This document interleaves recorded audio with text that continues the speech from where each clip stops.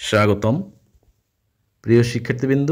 আজ আমরা খুব সিম্পল এবং ইন্টারেস্টিং একটি জিনিস দেখব, সেটা হচ্ছে 0 এবং 1 এর লসাগু কত হয় এবং 0 এবং 1 এর গসাগু কত হয়। তো আমরা সবাই জানি লসাগু এর পূর্ণরূপ হচ্ছে লঘিষ্ঠ সাধারণ গুণিতক, অর্থাৎ একটি সংখ্যার সবচেয়ে ছোট সাধারণ গুণিতক। গুণিতক মানে এক কথায় নামতা।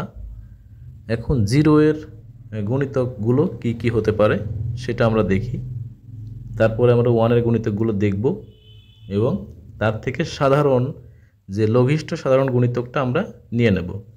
তো 0 এর গুণিতক অর্থাৎ 0 নামতা তো যা দিয়েই গুণ করা হোক না কেন সব 0 হবে। আর 1 এর গুণিতক, 1কে যদি আমরা 1 দিয়ে গুণ করি 1, 2 দিয়ে গুণ করি 2 এভাবে কিন্তু আমরা পেতে পারি 1, 2, 3 এভাবে পেতে পারি। গুণিতক কিন্তু অসীম সেট। আচ্ছা, গুণিতক কিন্তু 1কে 0 দিয়ে গুণ করলেও কিন্তু 0 হয়।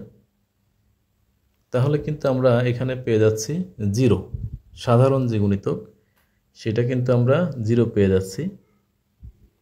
তাহলে 0 এবং 1 এর লসাগু কিন্তু আমাদের 0 হচ্ছে। এখন আমরা দেখব 0 এবং 1 এর গসাগু কত হয়।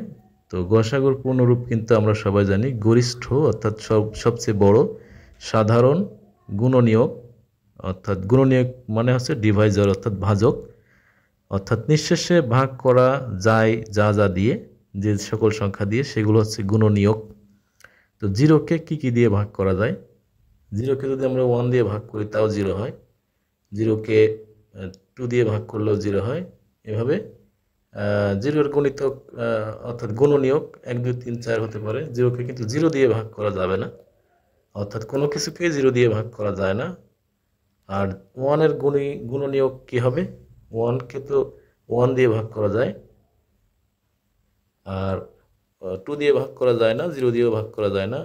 1কে 1 দিয়ে ভাগ করা যায়, 2 দিয়ে ভাগ করলে কিন্তু এটা পয়েন্ট চলে আসবে। তাহলে আমরা পাচ্ছি 2 দিয়ে কিন্তু ভাগ করা যায় না, আর 1কে 0 দিয়েও ভাগ করা যায় না, কারণ 0 দিয়ে ভাগ করলে এটা আনডিফাইন্ড হবে, অসংজ্ঞায়িত হয়ে যাবে। তার মানে আমরা এখানে 1 পাচ্ছি সাধারণ গুণনীয়ক, অর্থাৎ 0 এবং 1 এর গসাগু হবে হচ্ছে 1। তো আমরা এখন দেখব যে আমাদের যে গসাগু এবং লসাগু আমরা নির্ণয় করেছিলাম 0 এবং 1 এর, সেই গসাগু এবং লসাগু আসলে সঠিক হয়েছে কিনা। তো আমরা জানি দুইটি সংখ্যার গসাগু এবং লসাগু এর গুণফল সংখ্যা দুইটির গুণফলের সমান। তো আমরা দেখছি এখানে 0 এবং 1 এর লসাগু হচ্ছে 0, 0 এবং 1 এর গসাগু হচ্ছে 1।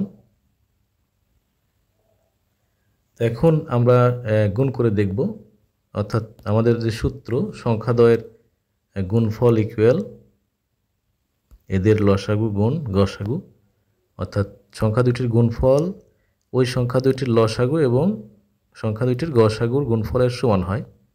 তারপরে এখন দেখি আমাদের সংখ্যা দুইটি ছিল হচ্ছে 0 এবং 1, 0 × 1, আর এপাশে আমরা বসাতে পারি তাদের লসাগু 0 এবং গসাগু 1। তাহলে দুই পাশেই কিন্তু গুণ করে 0 হচ্ছে, তার মানে দুই পাশ কিন্তু আমাদের সমান হলো। তাহলে আমরা কিন্তু পেয়ে যাচ্ছি রেজাল্টটি সত্য। ধন্যবাদ সবাইকে।